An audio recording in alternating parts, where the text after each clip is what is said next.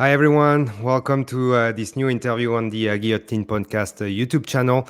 Our guest today is James Clarke, the suplex kid who is fighting Tommy Morrisson June 21st at Samourai MMA 10 for the Flyweight Championship in Laval, Quebec. James, how are you? Not too bad, man. How about yourself? Very good, thank you. As I was telling you, it's weather is getting great in Canada, and we have a great, amazing card coming in June, right? Yeah. So I'm very pumped about this. How did you feel when you got the call offering that fight against Tommy for the flyweight championship? What was your reaction? I love it, man. Anytime I can book a fight, my whole life changes in that that phone call. So I'm just super grateful for the opportunity, and yeah, shocked me a little bit because me and Tommy we actually trained together in the past once, and I have a few friends at a TriStar as well, and I didn't. I feel like he didn't. He definitely didn't want this fight for the last couple years. He fought one of my closest friends, Matt the Pitbull Dawson. Actually, that's his best win, and Yeah. yeah. I had no intention of ever calling Tommy out, but he talked a little bit of shit. I was Dawson's head coach actually in that fight. My coach usually coaches Bruckman as well, but Dawson lives about 5 hours away, so he only trains with us whenever he can get down. Yeah. But anyway, I was Dawson's head coach that night, and you know it is what it is. I'm always willing to support my boys. So Dawson asked me to coach them, and I had no problem with that. Like I said, I got a lot of connections at TriStar as well. I fought my last loss comes from James Mancini, um, who's actually his wrestling coach. Yeah. But it was 6 years ago, and I was the young guy and he was the old guy. So he taught me a few things, and hey, we've been winning ever since. 9 in a row since then, and if you count Singapore, 12 in a row. So I've definitely changed my life around. I used to smoke cigarettes too, but no excuses in this. You were saying that, yeah, you are definitely not the same person when you get like defeated by James Mancini, and it's actually funny that you talk about that because I wanted to talk about like your beginnings as a pro because you started your career at TKO, which was the former number one MMA promotion in Quebec or even in Canada at the time, accumulating a 1-3 record in the promotion. But you fought like highly competitive fighters such as Matteo Vogel, who today is a champion in Unified MMA, was at the Contender Series, etc. But then you competed in other promotions such as BTC, BFL, CFFC, accumulating like you said like nine victories. I counted eight, but like I might have forgot one. But anyways, that's like a crazy run. What is your secret sauce after TKO? What happened? Like I said, man, I quit smoking, but I actually went through my whole career smoking cigarettes, and Okay. yeah, it doesn't. Eventually, you run into the tough guys. I didn't know they were tough at that point. Obviously, Mateo beat me, and it was his debut.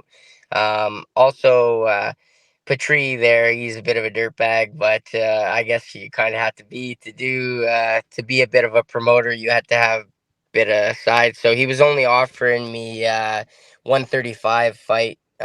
He wouldn't offer me anything in my division after Yeah. that, even though.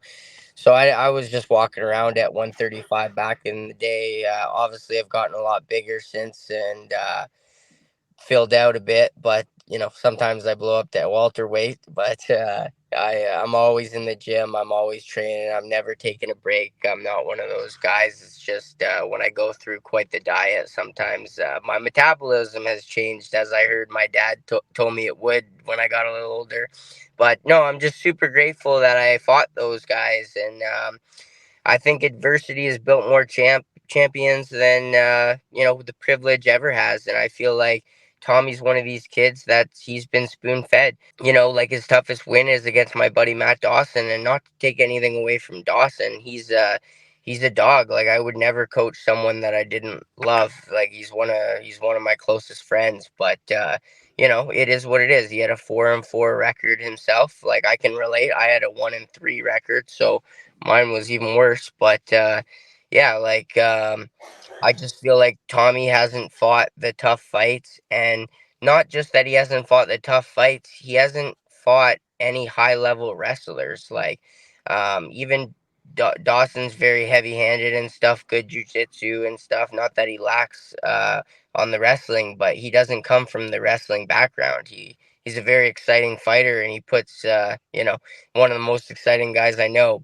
And so is Tommy. Like Tommy's, he's well rounded on paper. He's more well rounded than me, and I can admit that.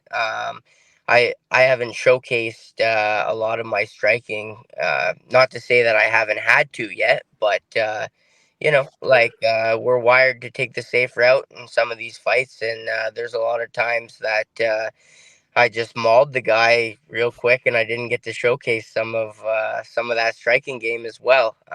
Like my last opponent had a win in one championship, and I dropped him in the first 3 seconds. So, I'm always working to get better, and I know there's lots of room for improvement on showcasing my skills. But bottom line is, Tommy's been fighting Mexicans, good, decent boxers, and they've been taking him down still.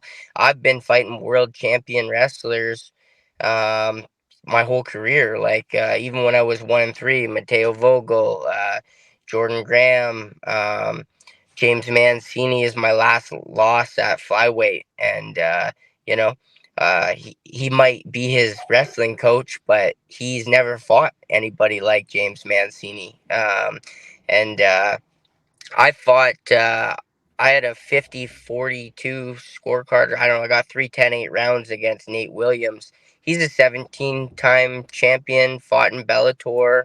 Like, I have credentials and they speak for Mhm. themselves. I don't even need to name off these Yeah. things.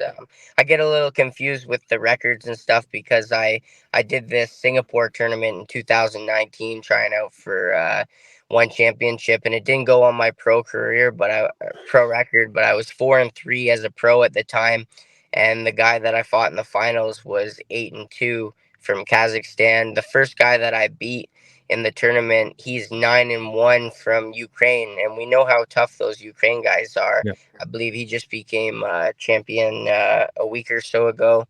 The last guy that I fought, Colton Calbase, basis, he's fought twice since we fought already, actually, and he just beat the external two-time champ last week, and that just pumps my confidence. I want all my children to do well in this because it just feeds me. It means I'm doing the right things, and if you add up all of Tommy's guys that he fought and where they're at, I believe they have a 21-25 record altogether. Mine is like 130 and Yeah. 90 or something. Like, that's a big difference. And not just the fact that I'm a little older and I've got them, but it's just the caliber of the opponents. He hasn't been tested. Bottom line, I'm glad he signed the contract and he's willing to get tested.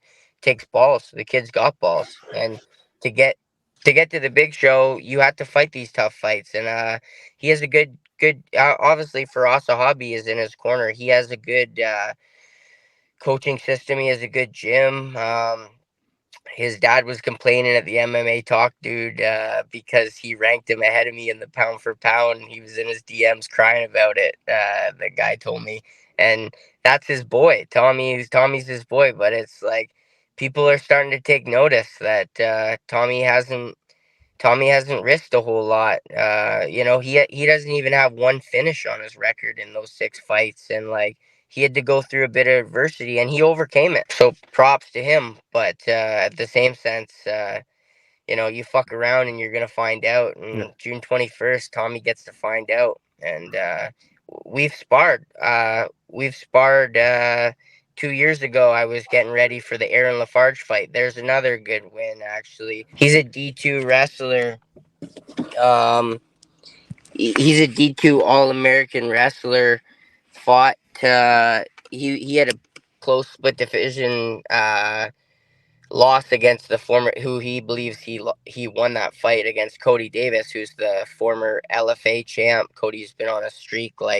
Um, like like I said, I want all my children to do well, and I'm glad that I keep tabs on everyone, and you know, even when I'm fighting these guys like Tommy, like that's why I know where his opponents are now, 21 and 25. Like it's just not going to cut it when you get in there in the cage with me. This is a good matchup for the promotion and for Canadian MMA. Talking about Canadian MMA, we started witnessing Canadian promotions working together to make sports more competitive and attractive for the fans. BFL, Unified, and Samourai MMA fights are on UFC Fight Pass now. And as you've been competing in like several competitions, what do you think of the state of pro MMA in Canada in 2024? It's amazing, man. It's good to see all these guys like Samurai and BFL and Unified. Like I have options now in Canada. Before it was like there's really no one to fight, to be honest. Like there's 24, I think, ranked Canadians in Canada. I'm ranked top 20 for the last 4 or 5 years in the States, and that's why I went to the States to fight for B2 for a while there, especially during COVID, because obviously as Canadians we took it pretty dry in that Yeah. in the COVID thing. Mhm. I don't want to speak too much on about that. I know a lot of people have different views, and it's a touchy subject for everyone. I personally know a lot of people that lost businesses and their livelihood and stuff. Yeah. I was just thankful that I still had a good manager and good coaching system that helped me get through it, and I went on quite the tear during. But yeah, like Canadian MMA is alive and well, and you got to give credit where the credit's due. It takes guys like Daniel and all these guys to pull off shows like this. It's not easy. My manager actually, the last time I fought in Canada, my manager had a show in Oshawa Durham Fight Series, and just by being a part of that, it showed me how hard it really is on their end. I give a lot of these guys shit because half of them are not the nicest people, but they do have to work pretty hard to pull these shows off, and I'm just super grateful for the opportunity. This will be my first title on UFC Fight Pass, so I've fought on Fight Pass maybe 6 times, I think, altogether, but at the same sense, never for a title yet. And Dana White doesn't like 30-year-olds, and I just turned 30, so it's time to pick it up and put a stamp on this kid. As you said, Tommy is well rounded. I've seen him fight, and he knows how to do it in like pretty much like every discipline of MMA. Then you can discuss like if he's the best in this and that, but he's well rounded. I think everyone can agree with that. How do you think your style will match up with him? And as you said about wrestling, he's never faced like a real wrestler. I've watched some of your fights, and for sure, you're being really aggressive in taking your opponents down.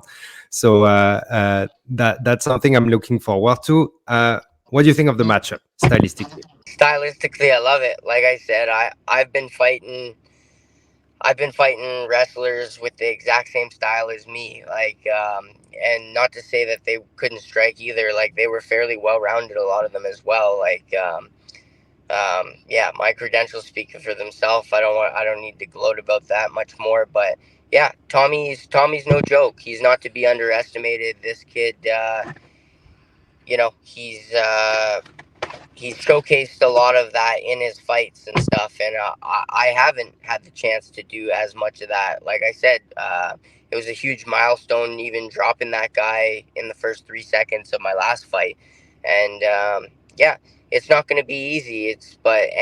Anything that's not easy is usually worth it. So yeah, I don't really make much predictions on finishes or whatnot. Like I'm if I get a first round finish, great. If I get a fifth round finish, perfect. But if it goes the distance, I've went the distance twice in title fights already. Once before. Some guys are hard to kill, and Tommy calls himself Rambo, and the guy hasn't had one fucking finish on his record, man. Like, what the fuck's up with that? Rambo kills guys, right?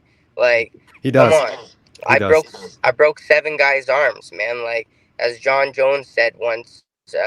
if they could do it to me, they would. Kevin Holland last night, like, yeah, he didn't want to do that, but it is what it is. I could, Yeah, you have to. I Yeah. I could I could do it again. Number 8. I don't want to. I wish he comes out of this fight healthy and gets to fight again and stuff. But I'm willing to do whatever it takes, right? And I think that's what separates me and Tommy. I just feel like he just hasn't been tested. It's one thing to have enough balls to sign the contract. It's Yeah. another thing to shut a guy up, and he ain't shutting me up. Last question. Thank you very much for your time, James. Because I have to ask this question because we don't have that many flyweights that are talented in Canada as a whole. And as I said, promotions start working together, etc. What's your contractual situation now? Is it just like a one thing off with Samourai MMA? Are you under contract with other promoters? What's your deal like professionally now? Yeah, to be honest, I'm gonna straight up say it. Like, maybe I'll get a little shit from this. I don't trust Daniel. Not to say I'm not grateful for the opportunity and stuff, but Yeah. I the reason this fight happened was he's asked me in the past to sign. I know Tommy's his boy, and I know the game. I learned a lot by signing a 5-fight contract with Stefan Petrie out of the gate, and or 2 years, and Yeah. that put my career on hold quite a Yeah. bit. Not to say that I wouldn't sign a contract again for the right person. Obviously, UFC's the goal, and I would jump at any opportunity they give me. But Yeah.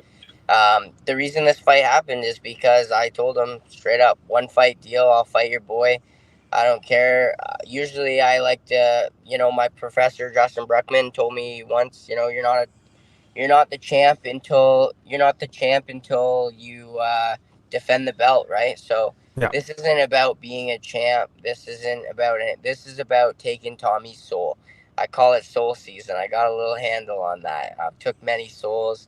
Like I said, I snapped 7 dudes' arms in half. Like, I'll do it again.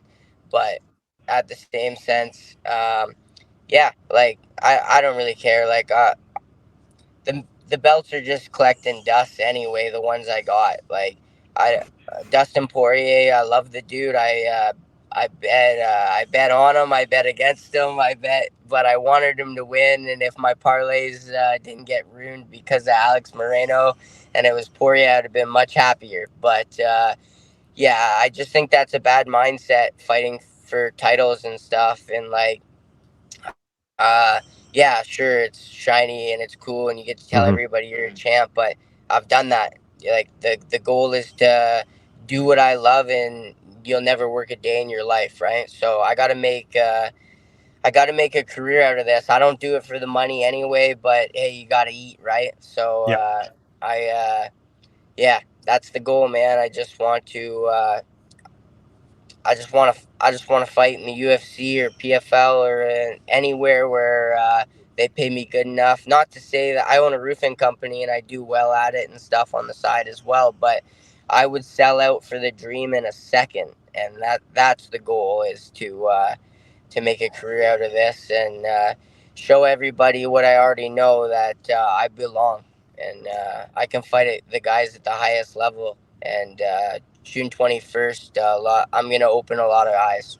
Exactly. It might start June 21st. Colisée de Laval, Quebec, Canada. Very few tickets left. It's been selling like very good, even in the first days. So I look forward to see you, James. Thank you so much for your time. And I can't wait to see you with Tommy in the cage for 5 rounds or one. We'll see. And wish you the best for the fight camp. And I'll see you in Laval, man. All right, I appreciate your time, Arnold, and it means the world, you having me on here. It takes a lot of guys like yourself to get guys like me to the next level, and your time is definitely appreciated. Well, I'll thank you very much. Appreciate. I'll be sure to put on a show for you. Thank you so much, man. And for the fans, for everyone, and for yourself, the more important, man. That's right, man. You got to help yourself before you can help anyone else. So that's the goal here. Thank you so much, James. You have a good day. June All right, 21st, you too, man. Laval, Quebec, Flyweight, Division, Championship against Tommy Morrisson. Bye, everyone. Bye.